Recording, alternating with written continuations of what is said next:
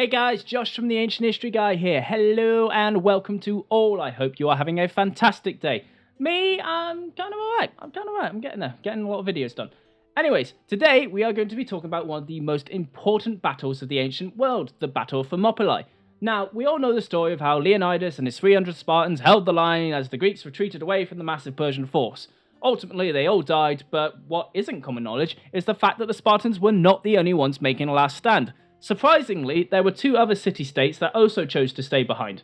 Most noticeable of these was a small band of Thebans, but Thebes was allied with the Persians during the Greco-Persian War, so this begs the question, what on earth were these Thebans doing here in the first place? Well, let's get into it. To understand why the Thebans were at Thermopylae, we must first look at the meeting that took place before the Greek army set out to fight the Persians. You see, the Greeks knew that a massive Persian invasion was imminent, and so, led by Athens and Sparta, a large council of Greek city-states all met to discuss what on earth to do. This was actually quite a feat, considering the fact that several of the cities present were actually still at war with each other. Sparta and Athens, unsurprisingly, led the pro-war party, stating that the Persians posed a great threat to the Greek way of life. In reality, both cities had actually gone out of their way to insult the mighty Persian Empire and were probably going to be systematically wiped off the face of Greece if they didn't fight. Therefore, they were probably trying to band together as many allies as possible, in order to improve their chances of not being wiped off the face of the earth. However, certain other city-states gathered there believed that maybe allying with the Persians was the right way forward. Chief among these were the voices of the Thebans, who were the hegemonic power over the Greek region known as Boeotia. From a strategic point of view, Boeotia was sort of hard to defend against a massive enemy force. Therefore, it made little sense for the Boeotians to actually put up a fight in the first place. The other reason was that Thebes and the Boeotians were always sort of the underdogs in ancient Greek politics. They were extremely annoyed by the ever-growing power of their neighbours, the Athenians, and they were probably looking at a way to undermine their neighbours' power when they decided to join with the Persians.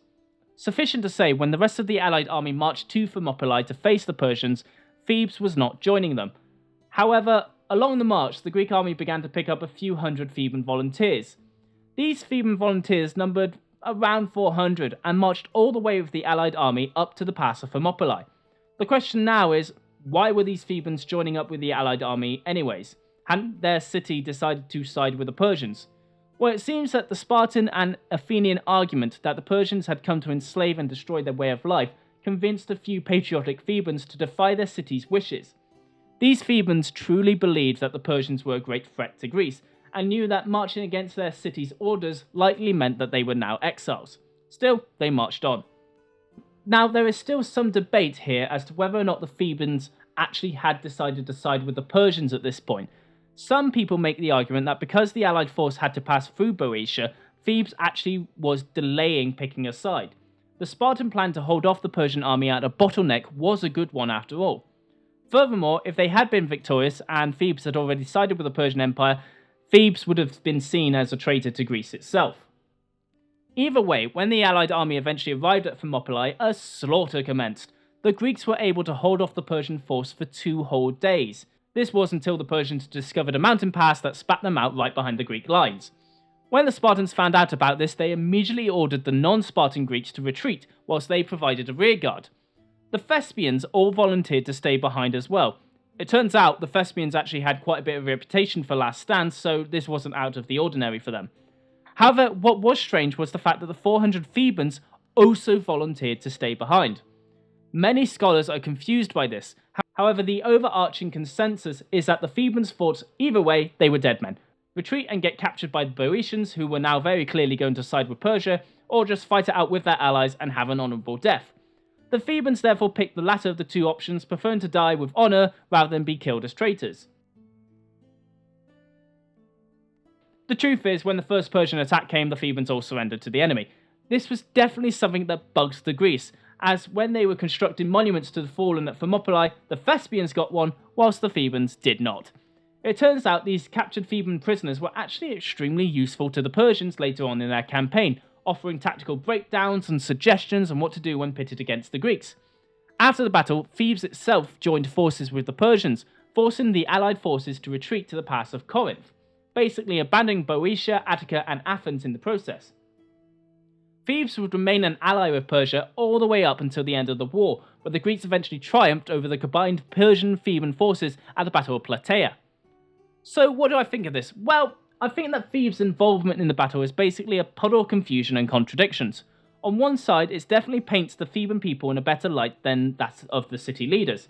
Theban leaders were very clearly favouring an alliance with Persia, as this would have helped them finally settle their feud with Athens, all the while establishing them as a major power in Greece in the process. However, Thebes was very clearly on the edge about allying with the Persians or the Greeks, as they were unsure as to which side would actually win. I think a small portion of Thebes' military got fed up of waiting for their city to decide and decided to act on its own. What I find interesting though is that after their capture, the Theban soldiers actively began advising the Persians. I don't know. What do you think of the Thebans' involvement in the Battle of Thermopylae? Let me know down in the comments below.